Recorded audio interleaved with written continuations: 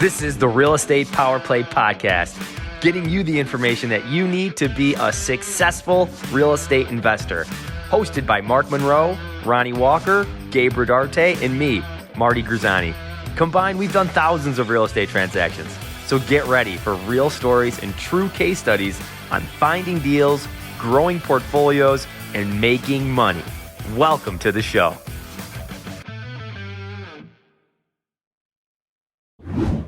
All right. Hi, guys. Welcome to Real Estate Power Play.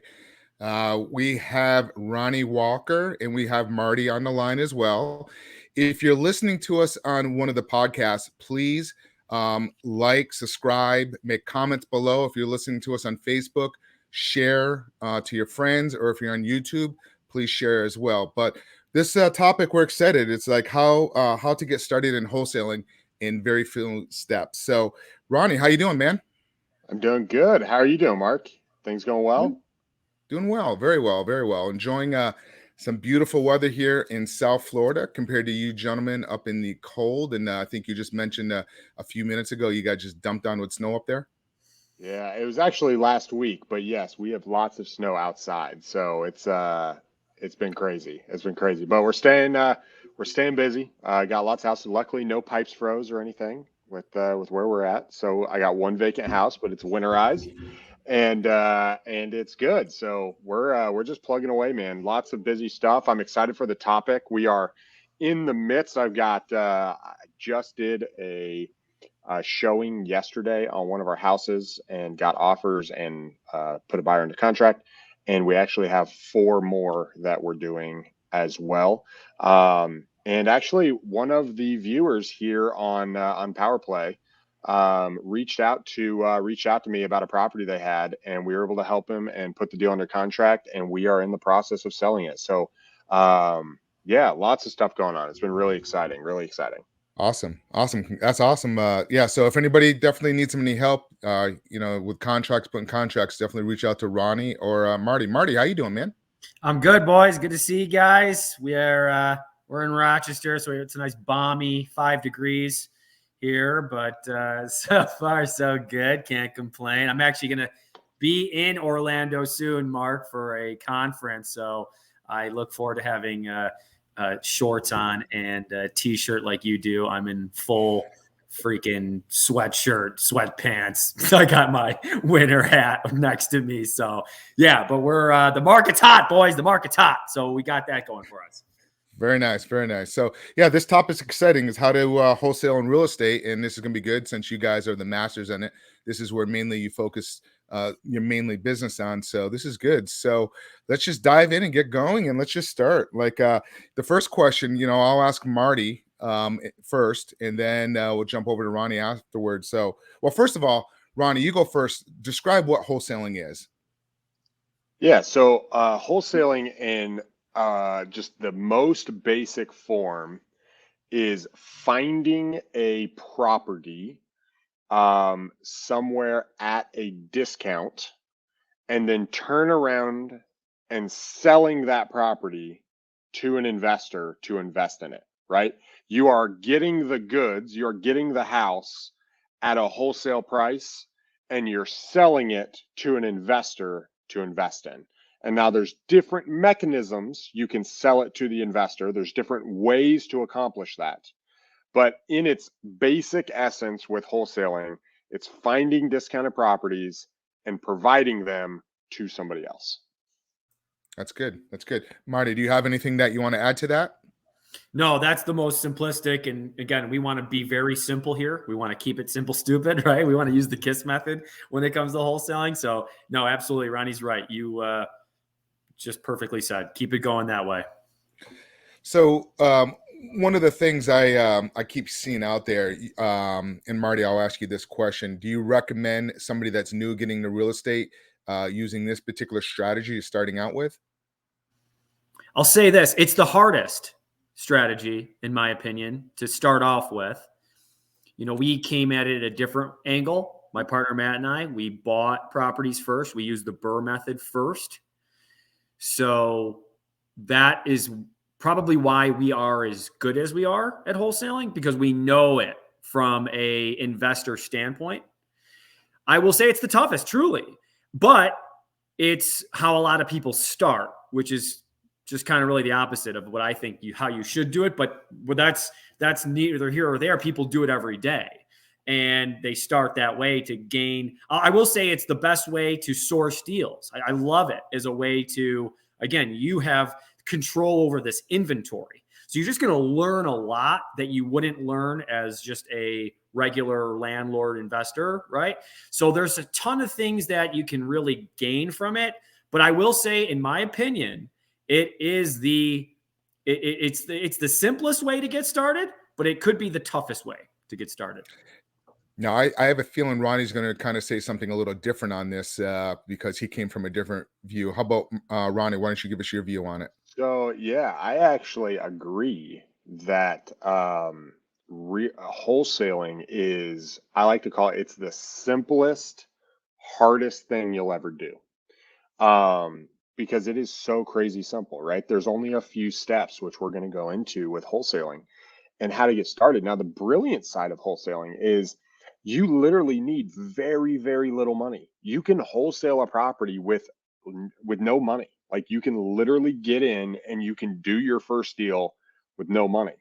The steps of finding a home, getting the home, and selling the home are all very simple. The paperwork is simple. But what you'll find is that in wholesaling, there is short timelines, right? There is different expectations between different parties.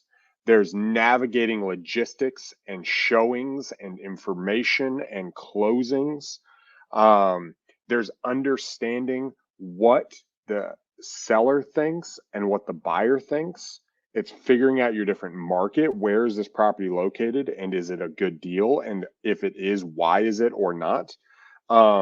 There's a lot of dynamics that come out with wholesaling that can make you, let's just be real, it can make you, if you don't approach it cautiously or don't approach it with some tact, let me put it that way, that you can come across as just a complete, you can make a fool of yourself. Let's put it that way, right? If you're not coming at it from, hey, I'm new. If you pretend, you can get seen through. But if you're transparent, people will help you. Like, that's the other thing with this business, especially getting in, is like, if you're just honest, like, hey, I'm a wholesaler, I'm finding properties, I'm fairly new, this is my first deal, what are you looking for? And you just ask questions. That doesn't mean you have to believe everything you say, right? Because there are some people who try to take advantage of it and get it lower because you're new. But if you'll just ask questions and just be honest with where you're at, it can be a life change. One deal can change your life. It did for me. I started with wholesaling, and so I agree. I agree with Marty. It is definitely the hardest. I just had a conversation this week with my right-hand guy, and talking about wholesaling and taking properties down. And he's like, man, it just seems like taking properties down is so much easier. I was like, dude, I've never said it's not. Right? Like it is easier to take properties down. But you need to be able to have the funds, right? You need to be able to know what the next steps are so it doesn't sit there. You need to understand, hey, if you're in a place with a basement or winter, or what do you have to do to make sure this property doesn't fall apart? And so that's exciting when you're able to take it down, you're able to flip it, but some people aren't able to, and some people can. And so it's just figuring out, when you start, what do you want in this business? What are you looking for? And what is the best exit strategy? What is the best route to get you where you want to go in the next 6 months, and the next 8 months, and the next year? And then picking your destination. And it's okay to play this game on hard mode, right? You can play this game on easy mode, but you can also play the game on hard mode, and both ways you can make a lot of money. Now, Ronnie, you said something there a second ago. It's a little confusing if a listener. You said you don't need a lot of money to wholesaling, but then you just mentioned that you do need capital. So you want to clarify that a little bit? Yeah, I apologize. So you don't need money to wholesale because you don't have to buy the property, right? You're not bringing the funds. However, if you take down the property, like if I acquire it myself, I do need the funds, or at least I need access to the funds. And so if you do what's called an assignment of contract, right? So I get the rights to purchase this person's property. I meet with a seller, we sign a contract that allows me to buy this property. I can then take that piece of paper and I can assign it to another investor who will actually bring the cash for a fee. And then now what I become is I become a line on the HUD statement, on the closing disclosure, and I don't have to bring any funds, right? So I don't need any money. If I can get this guy to agree to something and this investor will buy it at two different prices, I can just assign that paperwork over. I don't have to bring any money to the table, and I will get a check at closing. And that's where you don't have to have any money. However, if you close on the property and you have to bring the funds and you're the buyer, you need to be able to deliver and perform and actually buy that property either with your own funds or someone else's money. Now, Marty, what Ronnie was just saying there about, bringing your own funds to closing, somebody that's new getting into wholesaling, what do you recommend on that type of strategy of like going about it? You want to dive into that a little bit?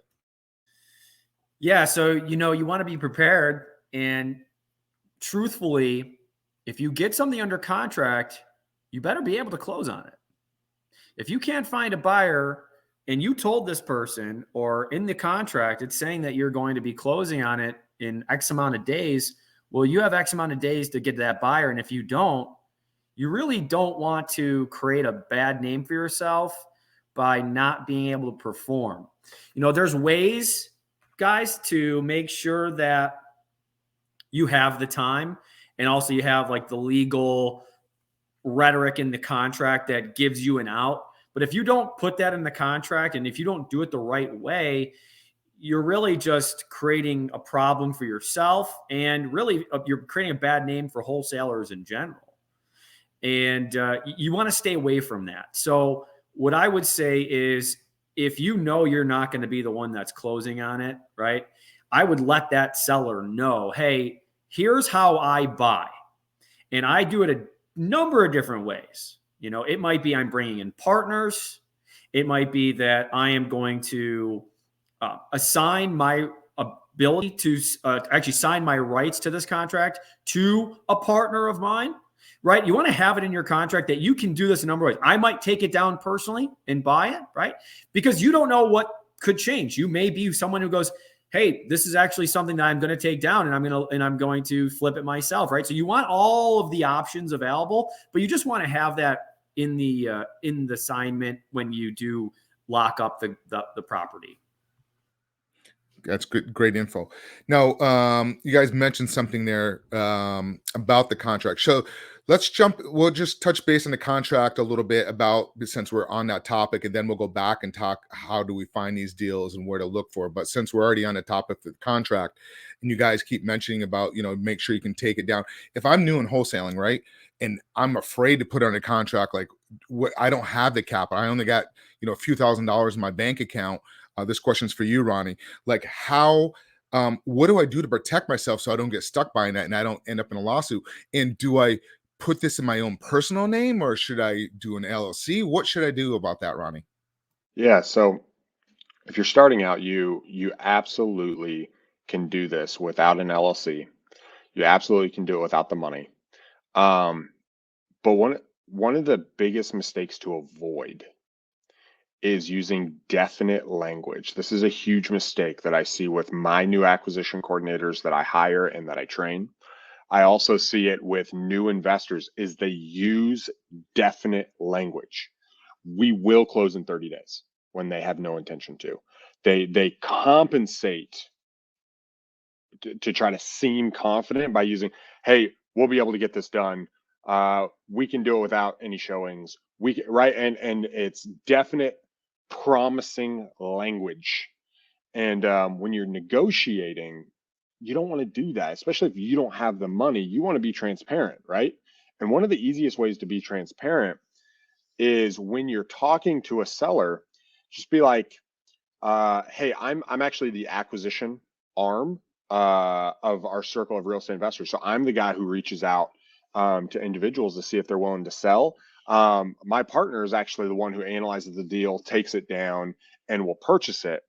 And so this is what I believe we can purchase it at, and blah, blah, blah, right? And so what you're doing is you're telling them tactfully, like, hey, I do the acquisitions, right? Like, I'm the one who talks to you and works with you to see what we can offer you.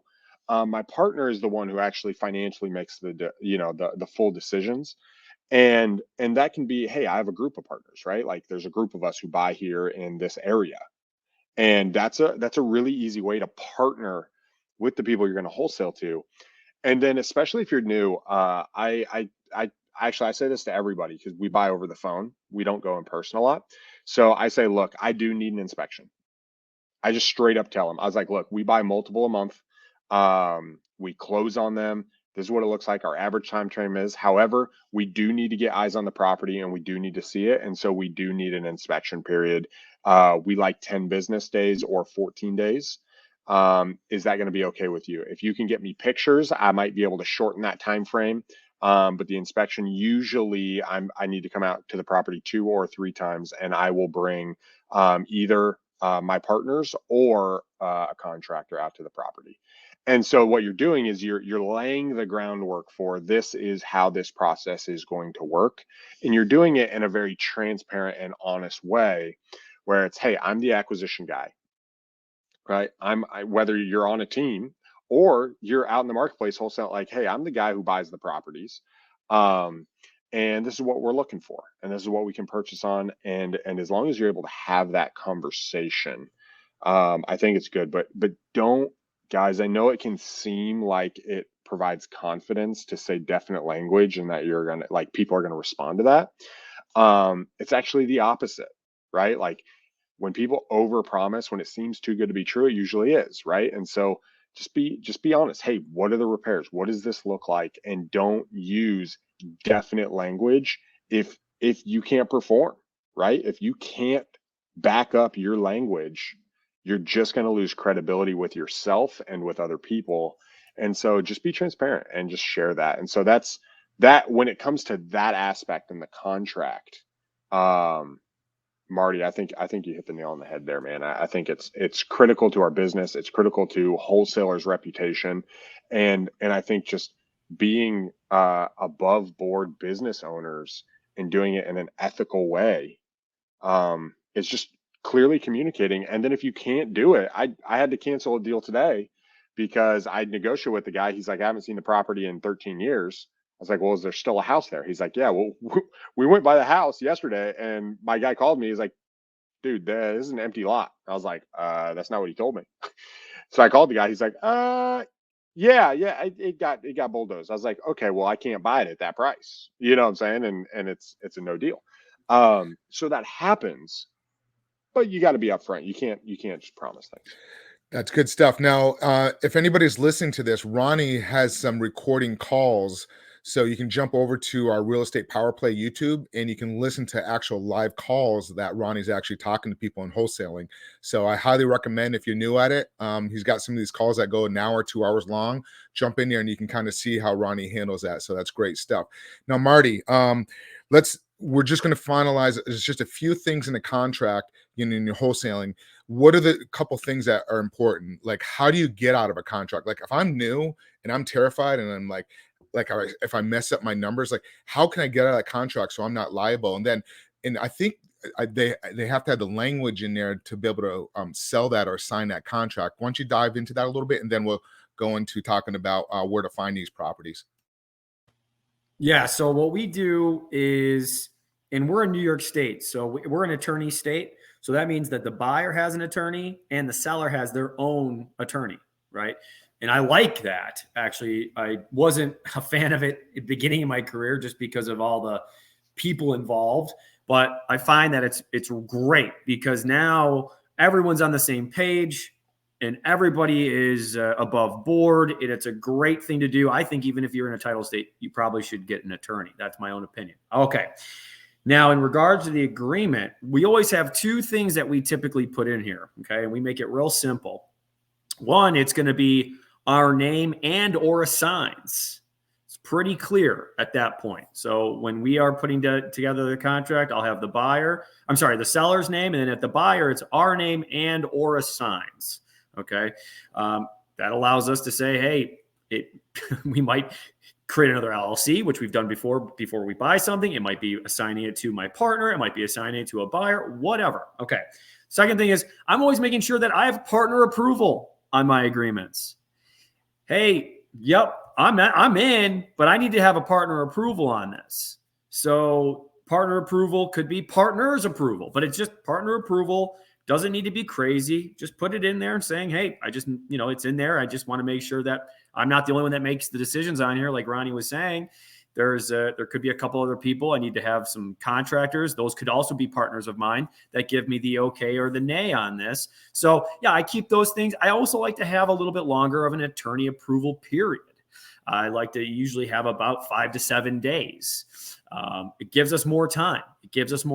So, but like Ronnie said, if you're up front in the beginning and you come at it with especially because we're talking about beginners doing this, if you come at it with that type of energy and that type of humbleness, you're going to win a lot more than you will any other way. People are going to just take that and go, wow, this person is sincere. And I can tell that, they're willing to work for me and get this done. And if you like I said, if you just come at it with a very humble but hungry sort of attitude, you're going to win. So those are the two things, guys, is just, again, and or assigns, or three things, and or assigns, a little bit longer of an attorney approval period. And I like to have a partner approval on there, especially if I'm not sure about the property. Great stuff. Nice. Thanks so much. So let's shift it a little bit. Like, how do I find these deals? This question's for Ronnie. Like, Ronnie, how do I find these deals? Like, do I just call realtor up and do I go to MLS? Why don't you jump into that a little bit, Ronnie? Yeah. So finding deals is really the first step. And what I would say there's 3 core steps to the wholesaling business, right? And step 1 is finding the leads or your marketing outreach, like how you're looking for the properties. Step 2 is going to be actually talking to those property owners, right? And getting them and getting them to agree to sell you the property. And then step 3 is the actual selling of that property if you're wholesaling it in one way or another. So getting the lead, it really comes to how are you reaching out? Now there's a few different ways to do it.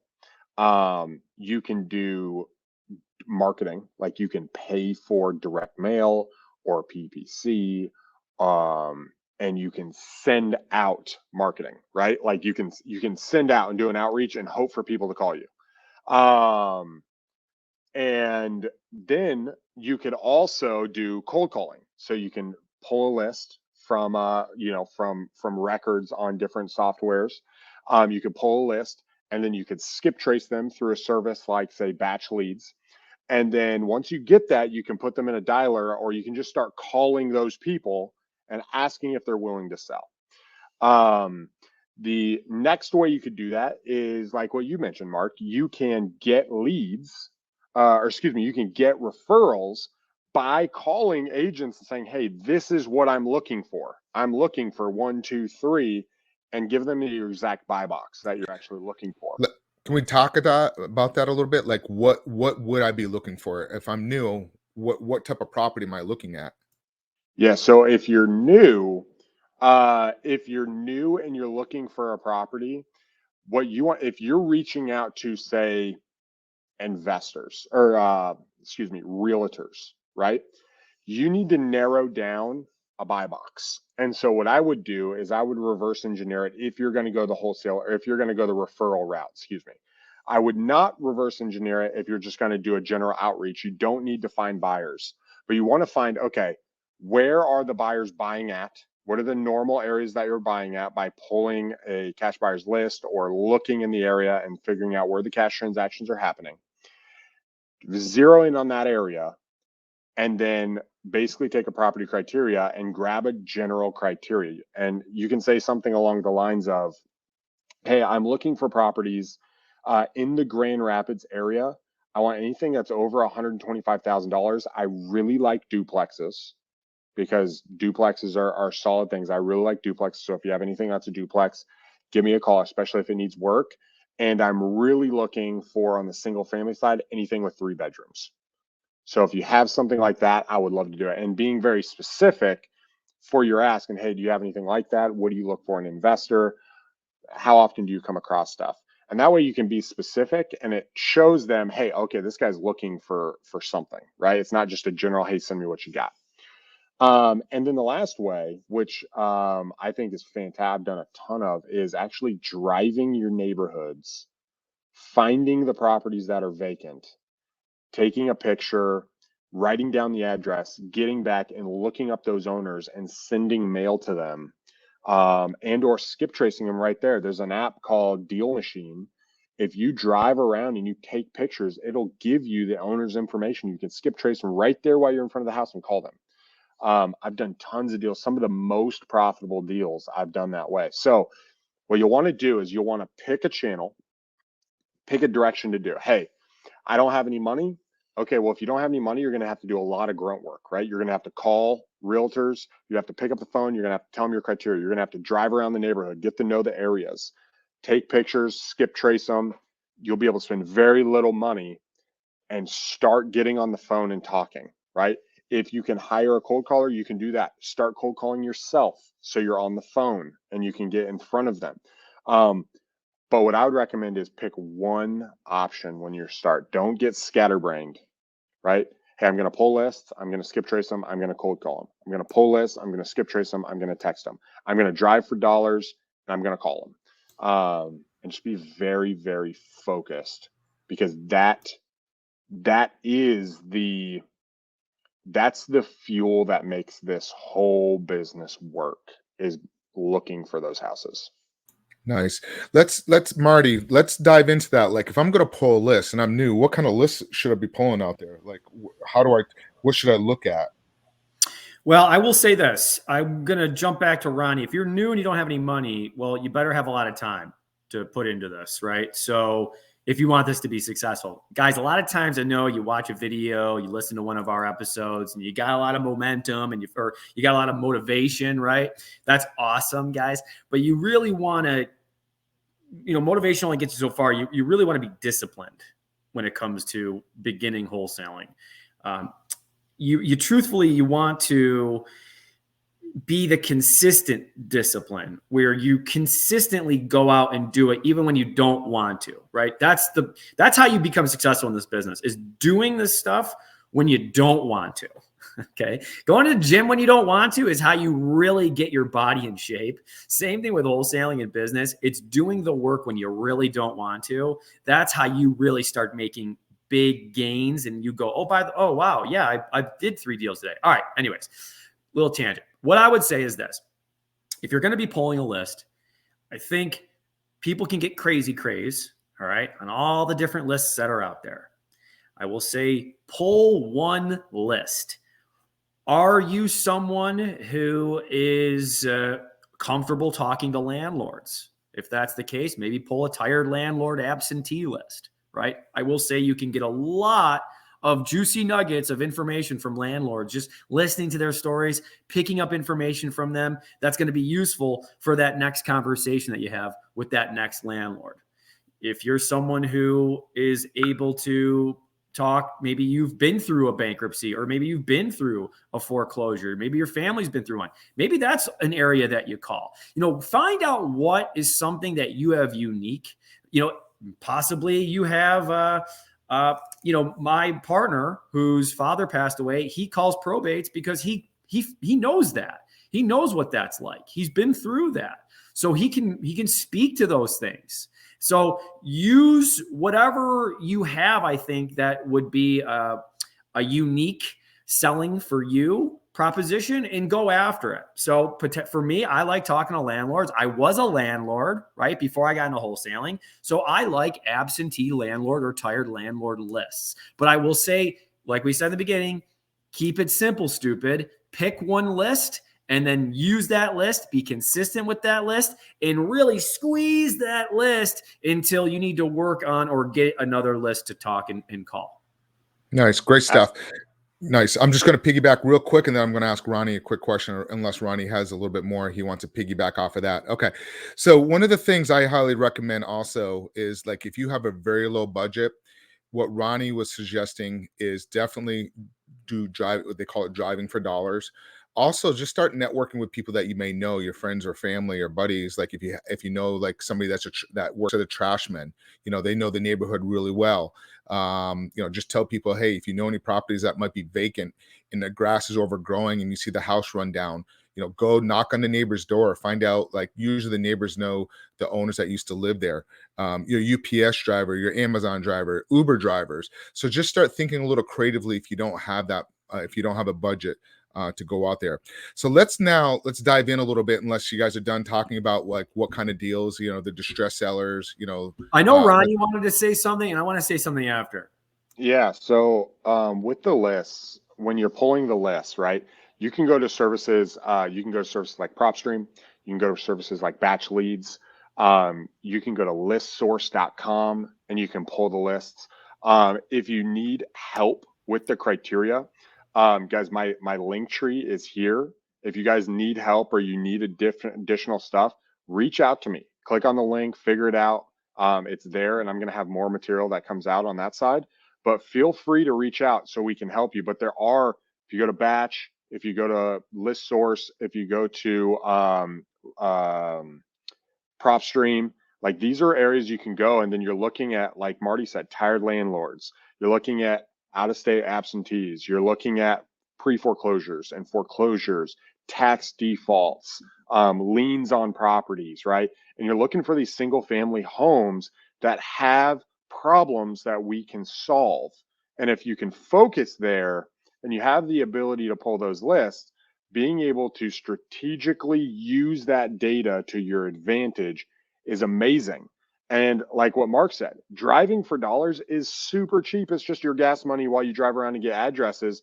And it's literally cents to skip trace them on the phone, on the app, right? You pay $30 for an app or a 7-day free trial.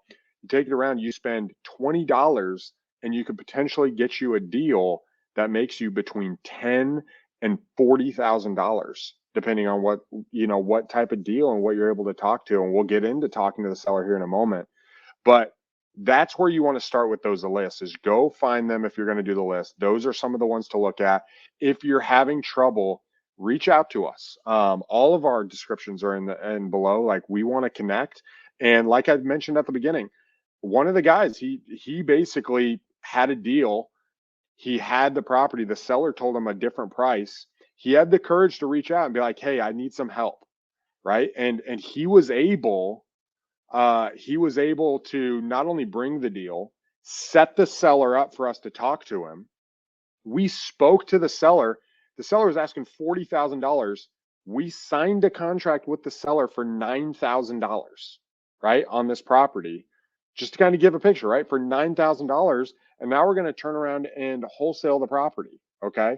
And so that's just something, if you have the courage to reach out for help, especially if you're doing that, we would love to do that. That's why we're doing this. We want to give the value back to you guys and really help you out. So, Marty, I know you wanted to add something to the list stuff.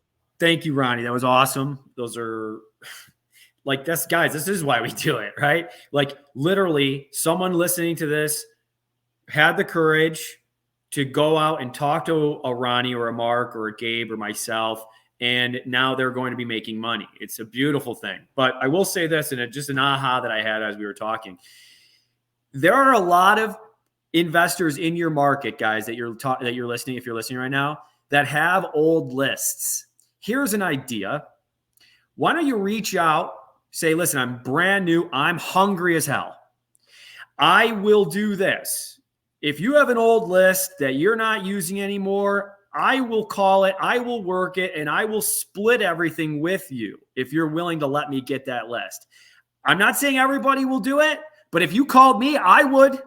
I have some old lists that I would give to you that if you called and you got some traction on it and we could make money together, I'd love to do that. So just an idea, guys. Just constantly try to think of ways that you can add value if you're brand new, because it's always great to go to someone who's done it and get their opinion. I know we're getting something like us just talking about this stuff at a high level, but at a local level, those people that are actually doing deals in your neighborhood, those are guys that you want to talk to as well. So I just thought that would be something that you guys would want to know. Marty, man, that was, I would say a golden nugget, but I'm actually going to say it was a power play move. That was awesome. Good stuff, man. I love it. Great stuff. So Ronnie, let's jump right into it. Let's talk to sellers. I know you have the seller calls, so I highly recommend people, if you're listening to this, go to Power Play YouTube channel, Real Estate Power Play, and you can look at some live calls that Ronnie has. But Ronnie, why don't you jump right into it? What do you, when you talk to the seller first, tell us the approach and like, how do you know, like what type of questions do you ask a seller? Yeah. So step one, guys, remember, step one is always generating new leads, right? It's filling your pipeline so you can talk to these people. Step two, once you have them, you need to talk to them and you need to follow up with them, right? You need to be consistent, right? Talking to these people. So when you get somebody who's interested, or when you reach on the phone and someone says yes, when you initially talk to somebody, introduce yourself, right? Don't be crazy, right? Introduce yourself and tell them exactly why you're calling. Hey, this is Ronnie. If you go to my side, if you go to my personal YouTube channel, which is Ronald Walker, or you go to Power Play, my seller calls are there. I'm going to be doing more as time goes on, so you guys can see more and more strategies. But literally ask them, hey, I was reaching out about your property at blank, whatever their property is at. And then just, hey, have you thought about selling it? Would you consider selling it? Are you consider selling that? Are you thinking about selling that property? And it'll immediately you're asking them for what you want. You want them to sell you that property, right? Or you can say, hey, I'm interested in buying that property. However you want to do that, you want to get across immediately, I'm calling you to buy your property. Then if they say yes, my next question is, okay, cool. Does it have an asking price? Right? What are you looking to get for the property? I immediately go to price. A lot of people avoid price. I personally immediately go to price. And then if they're squirrely, I'll back up and be like, well, do you have an idea? And I'll try to pull a price out. If they say no, I'll usually go, so it sounds like you don't really want to sell the property, right? Like you're not really interested in selling the property. So I tell them why I'm calling. I ask for price. And then my next question is usually something along the lines of, okay, cool. Like I'm just curious. Can you tell me more about the property? Right? Can you tell me about it? And then they're going to explain it however they can. And that's when I start looking up the property on the internet, right? They're telling it, I'm taking notes, I'm looking at the property, I'm listening to them. I start asking a bunch of questions about the property, kind of digging into the details. And then I'll transition, okay, well, catch me up to speed on what you've done so far. And I transition away from the property details into their personal situation. And then what I like to do is I just like to ask very detailed to what, okay, so if I paid the closing costs and I did this, what would you take for it? Right? Okay, can you tell me more about the roof? What about this? So it needs this. Yes, okay. How are you going to make a decision on this? Are you looking to make it today? Because I'm looking to buy something today. Are you? And you're just straight up. You just ask for what you want, and you walk through the conversation that way. Okay, well, and then the closing line is, okay, well, would you like me to send you a contract? Right? Would you like me to send you the paperwork on the property? Yes or no, right? Are you ready to do that? Would it make sense for us to move forward and open up title? And some basic stuff, but that's what it looks like. I open it up. Hey, this is why I'm calling. What's the asking price? Tell me about the property. Hey, catch me up to speed on what you're trying to do. And then I go back to the condition usually, and then I say, okay, what do you think the next steps are? I summarize everything they've talked about. Hey, are you ready to put this thing under contract? I'm ready to buy right now. Okay, cool. Do you mind if I send you the contract? Yes or no? And that is my call, right? It's very easy. It's not super scripted. It's a conversation, but it's a conversation leading to the place I want it to go, which is I want to buy your property. And if ever they're not interested, it's cool. Like, it's totally cool. Yeah, so that would be how I approach the sales calls. And you guys will see that if you go to watch those videos, go watch them, go listen to 3 or 4 calls. Like, I put properties under contract, right? There was one of them, I put 2 properties under contract during the call, during the one segment. Watch how I ask them and I talk to them and how just open people are. And if people aren't open, don't push it. Just, okay, cool. You're not interested in selling. That's cool. And just walk away, because there's plenty of motivation. Nice. Marty, I'll come to you in 1 second. Ronnie, what if somebody is new and they don't know how to talk to a seller? Like, can they reach out to you for a script to kind of practice with at first? Yeah. So I would say if you're new and you haven't talked to a seller, go and before you reach out, right? Before you reach out to do stuff, this is what my homework would be, is go listen to some live calls. There's one thing better than listening to live calls, and that's being a part of the live call yourself, like next to somebody listening while you're there live. The second best thing is to actually listen to it being happened. The third best thing is to read scripts and go over it and kind of understand the process. And the fourth thing to do is to get sales training, right?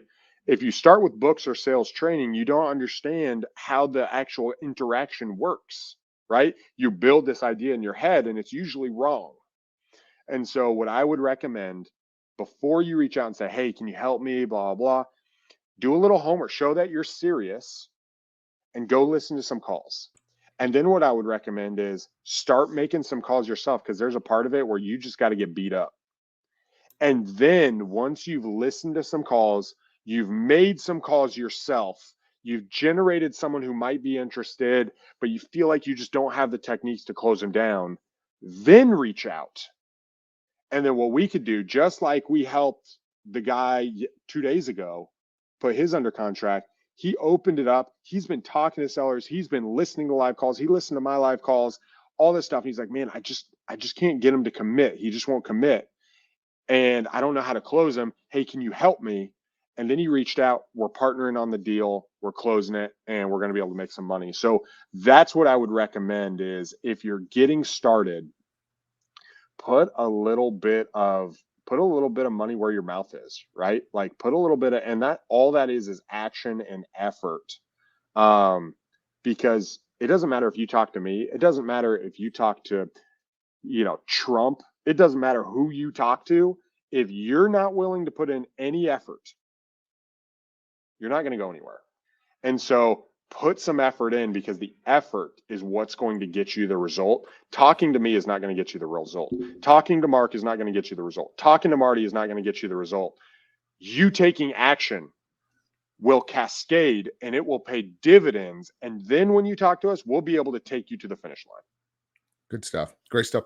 Real quick, I just want to do a tip there. Marty, I'm going to ask you the next question, but I want to tip, like what Ronnie was saying about just making some calls.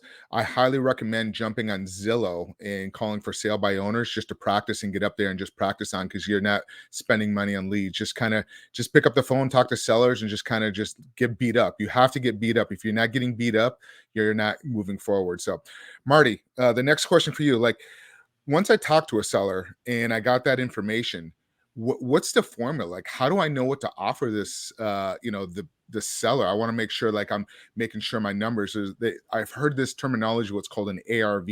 And why don't you jump into that a little bit, and then, negotiating with a seller? Absolutely. I do want to kind of just start with like my thought process, and I can kind of get down to what Mark's question was, is that, at the highest level as wholesalers, we're really sorting deals. We truly are sorting. When you're starting off, I think the toughest thing for people to get is like, what is a deal?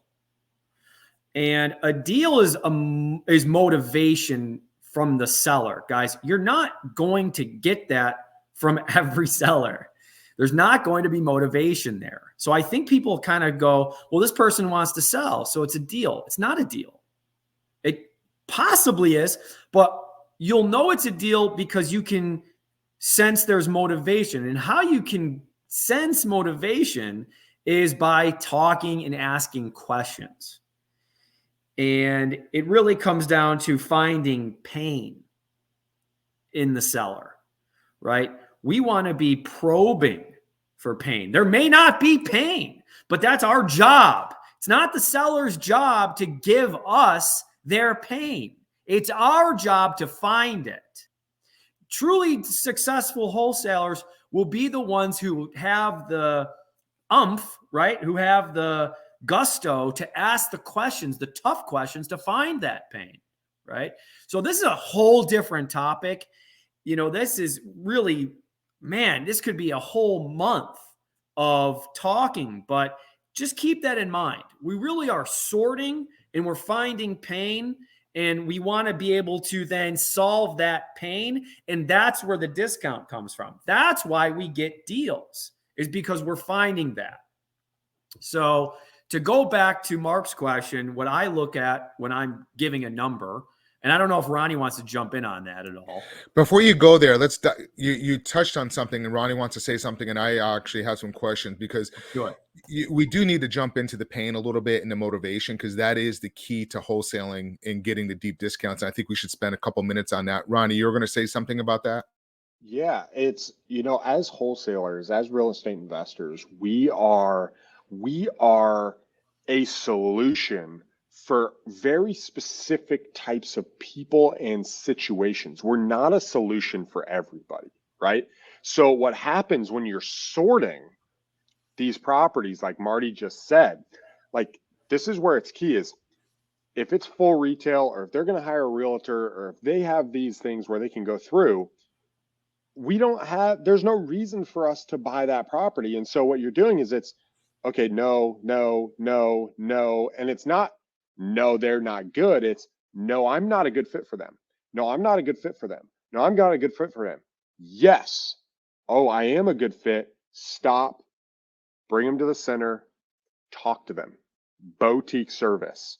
What can we do? What can't we do? Right? And being able to connect with that individual, and then servicing them, because we offer a very good service to the people and the clients that we are after. But it's our job to say, hey, what have you tried doing? I'm probably not the first person you talk to. What are you trying to accomplish? And then what you can do is, boom, they explain, like, okay, this and this and this. And I just talked to a guy this morning at 10.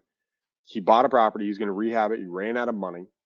And he's like, I just don't want to lose money. I had to make an offer at $12,000 below his break-even point for it to make sense for us. And he's like, you know what? I'm going to look at some other options. I'm like, dude, go ahead. Call me back. Right? I'm going to Alaska in 7 days. So, if you want to do it before then, just call me before I go, and we can make it happen. But we're solutions for some people, and we're not for others. And that's okay. We fit in a very small, specific area. And there are so many people with so many problems that we can solve, and we can be a solution to, and make a lot of money doing it. And look, when we do that deal, we make money. The investor makes money. The house becomes not a drug house in the area. Contractors make money. Everybody in the neighborhood's happy that this ugly property is now one of the nicer properties. The code enforcement is happy because they don't have to deal with it. The crime rates go down. Like, we help very specific people, right? And so that's just super, super important. So anyway, that was my 2 cents. Great stuff. We got 10 minutes left, so I want to have Marty finish his question, and then we're going to jump in talking about buyers real quick. Marty, before about the about the how do you know what to offer, you mentioned about motivation. Do you have any good books, or either one of you guys got any good books that you suggest that people should listen to, audiobooks, like to take the initiative and learn a little bit more about that? Why don't you guys talk about that real quick? You, Marty, first, and then Ronnie, and then we'll let Marty answer that question about how he knows what to offer. Well, I will say there's a lot of books on sales technique, but if you're going to be doing wholesaling, find something that's specific to real estate investing or real estate wholesaling sales techniques. And there's a couple out there. There's the Todd Tobecks, there's the John Martinez's, there's a lot of those guys, and you can really get a lot of that information on YouTube. And that's probably where I would start. You don't need to get into like the going back in time and figuring out sales techniques for, the T charts that they used to use of the pros and cons. Just stick to what people are doing right now, because typically that's what's working. I will say that there is a philosophy that I follow when it comes to it. And I can put this in the show notes. It's something that I've kind of copied, right? We all do what's working, but I just follow this, what's called closer. Right. So the C is I'm clarifying. Why are you here? Why are you calling me? Why did you call back? Why are you calling from the letter I sent? Why are we on the phone right now? Right. I really want to clarify why they're with me right at that moment on that phone or in face to face. The other part is labeling. Right. I want to label the problem. So would you say you've tried to list this and then it got pulled? Is that what happened? Yep. So have you tried to talk to people before about this? Right. I'm labeling. So would you say that this is a problem for you? Yep. So I'm labeling. Right. So C, clarifying. L, labeling. O, I really want to do an overview of their past pain. I go, what part of this has been a problem for you? Right. Have you tried to sell this property, right? But it's usually a problem for them at that point. Is it getting better or worse? What do you hope to achieve from this? So I'm really trying to probe for pain. What makes you so sure that this is the best solution for you? Maybe you should try to keep it and rent it, right? So and at the same time, we're building credibility in all of these steps. S is I'm going to sell them on me. Right? I'm the number one. I'm the number one guy you need to work with. And here's why, right? Here's why I'm buying 3 to 4 houses. I actually bought one in your area. Here's why you want to work with me. I'm going to pay your closing costs. I'm going to make this very simple for you. I do this all the time. I'm the co-founder of the Upstate New York Real Estate Investors Group. This is something that I do. So I'm going to sell them on me. And then E, I'm going to explain away their concerns. Again, that's with the selling. I know this is a problem. I know that's actually been a problem for a seller of mine. His name was Mark. He was moving to Georgia, and he goes, Marty, I don't want people walking through my property. I don't want people, I don't like realtors. I don't want to do the whole Sunday open houses. Is that something that's same for you, Ronnie? And you start kind of opening up and explaining their concerns. And the R is I'm reinforcing their decision. Hey, I got the signed agreement, right? Well, I just want to let you know, I'm going to rip this thing up right now. Is there any doubt in your mind that this is going to be a good fit for you? Right. So as I got that signed agreement, or as I got them to say, yes, Marty, I want to work with you. At the end, I go, listen, and you can tell me it's okay. Is there any reason you don't think this is going to be a good fit for you at all? Is there any person that you think that might be involved with this that you think might not want to do something with us today? And if there is, I rip it up. But if not, I know it's secure. I know it's in lock, right? So those are little things, guys, that you can use. Again, we can go into that. I know Ronnie's really good at this stuff at the end here. I know, Mark, you do this stuff too. But yeah, I'm really into this part of it. This is the most important part. This is where you make your money, right? Because in the end of the day, you're going to have 10% that are just going to say, yes, I'm willing to sell my house right to you guys. Okay. There's going to be the other 10% that just won't work with you no matter what. And then there's that 80%, if they're in that, yeah, I need to sell and I'm just not sure what to do. Or if you're the person to do it with, this is how you start pushing yourself and pushing those people across the fence. And, at the end of the day, the Hall of Fame hitters, they're 300 hitters, right? Hall of Fame hitters are 300 hitters. It's just, but if you were one less hit, right, you're out of the major leagues. So you really want to figure out, as the numbers game, because this is what it is. It's a numbers game in wholesaling. How can I do more with this person, and how can I get the best benefit, or how can I give them the best benefit, and how can I get this deal done? So there's a lot there, though, guys. We could go nuts on this. Yep, good stuff. We could definitely on the seller side, and if anybody has any questions, just reach out. Once I talk to a seller, I asked this question, Marty, before, but I'm going to push it over to Ronnie now. Like, how do I know, what to offer this seller? How do I know? I have no clue what I'm doing. I'm new at this. Is there a certain formula? What's that process look like there, Ronnie? Yeah. So when you're meeting with a seller, you really want to know where the investors are buying. But a really good rule of thumb, if you're just jumping on the phone, you're taking action, is buyers want to buy with 25 to 30% equity. Okay.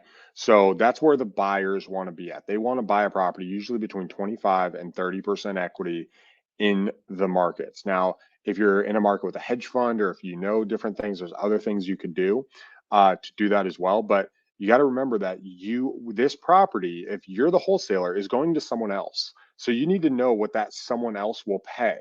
Okay. Like, what's that going to be? What are they going to pay for it? And that really leads us into step one was getting the lead and marketing for the deal. Step two was talking with the seller and solving their problem and getting it under contract. And step three is selling it to a buyer. Now, as a new investor, okay, you can go out and build relationships with new buyers. Like, you can do that. That's super time consuming. Wholesaling is prolific enough now that so many people are involved, and there's really big players in most markets, right? That if you can go to Facebook and find the local guy who sells properties in your area, right? This is what I did, right? When I moved up to Grand Rapids, even after doing full-time real estate for 7 years, I found the local guy here before I started doing it myself, right? Like, who's the guy? And then what you do is you call that guy and you say, hey, I have some properties. I'm a wholesaler. This is what I'm looking to do. What do you think they could pay? And you allow that person to take part of the profit, straight up. You allow them to take part of the profit so they can bring a buyer to your deal, so you can close in 5 to 10 days while you're doing your marketing on the back end, right? And you're building the buyers and you're figuring out that market. But that last step, if you're going to wholesale it, dude, connect with somebody who has and can bring you the buyer, so you can spend your time and energy on those first two things: marketing, talking to people, marketing, talking to sellers. Let the other guy do the dispo, and you'll make a whole lot more money in the process. Now, there's two other things you could do with it outside of wholesaling it. You could either fix and flip it yourself if you have the money, or you could hold it as a rental property, like what Marty did when you got in, depending on your situation. So when you get the property, you can wholesale it, you can fix and flip it, or you can use it as some type of long-term rental, whether it's short-term or long-term. And that is going to dictate your specific strategy. But with wholesaling, start with lead gen, spend all your time filling and prospecting and getting people in your pipeline, talk to them, follow up with them, and then connect with somebody who's going to be able to sell that property for you. And guys, you'll make $5,000, you'll make $10,000, you'll make $18,000, and it will change your life. If you're making $40,000 a year, if you're making $50,000 a year, heck, if you're making $120,000 a year, an extra $18,000, I promise you, it's gonna freaking change your life. It's gonna be amazing, right? It's gonna feel like you're gonna be like, holy cow, whatever you're dealing with, even if you don't have debt and you don't have other things, it's gonna be like, oh my gosh, this is extra 18 grand, right? Like, it's going to feel amazing. And so make it easy on yourself, push it that direction. So that's wholesaling. Find the leads, talk to the sellers, sell the deal. And if you do that, it can change your life. One property, if you do it for 3 months, you don't deal for 3 months, and you talk to 500 people, and you do one deal and you make 20 grand, dude, you spent half a year at a normal job to make that money, right? And great stuff. Yeah, amazing. Just to recap a little bit, I have these guys that I do some JVing with. They started last December, and they're fully new, nothing to do with real estate. And within 6 months, they've already made $500,000 just in wholesaling. They went into it full-time, hardcore. But let's wrap it up. Marty, any thoughts, anything else you want to say about before we jump off? Guys, just make sure it's consistent. This game is not easy at all, but it is simple. And if you can stay consistent and your why is big enough and your goals are there and you're someone who's willing to put the time in and make it work, it will work. There are, at the end of the day, there are people who are brand new to this country that are wholesaling and they're doing very well. So there's people that come into this with pennies in their pocket that, like Mark said, end up with $500,000 within the year. So it's something that can be done, but you got to be consistent and you got to be willing to put the work in. Ronnie? The last thing I would say, guys, is just don't be afraid to reach out if you need help, if you're doing the deals. Listen, like there's the Power Play Facebook group. There's the Creative Real Estate Facebook group that Mark has. There's the New York Upstate. There's the people in Texas on the Houston group that Gabe's a part of. There's local communities around. Marty's got a YouTube channel. I've got a YouTube channel given out. Mark's got a creative finance YouTube channel. Depending on where you want to slot in, we have this going live on podcast, so you can download the podcast at any of your favorite podcast providers. Apple, it doesn't matter where it's at, right? Focus on learning, focus on connecting, focus on the 3-step process. Getting leads, talking to sellers, and guys, you guys will win. Have a great one, guys. Thanks so much for tuning in. Have a great one. Take care. This has been another episode of Real Estate Power Play, guiding real estate entrepreneurs to a brighter future. If you liked what you heard, consider subscribing wherever you listen to your podcast or follow us on YouTube at Real Estate Power Play.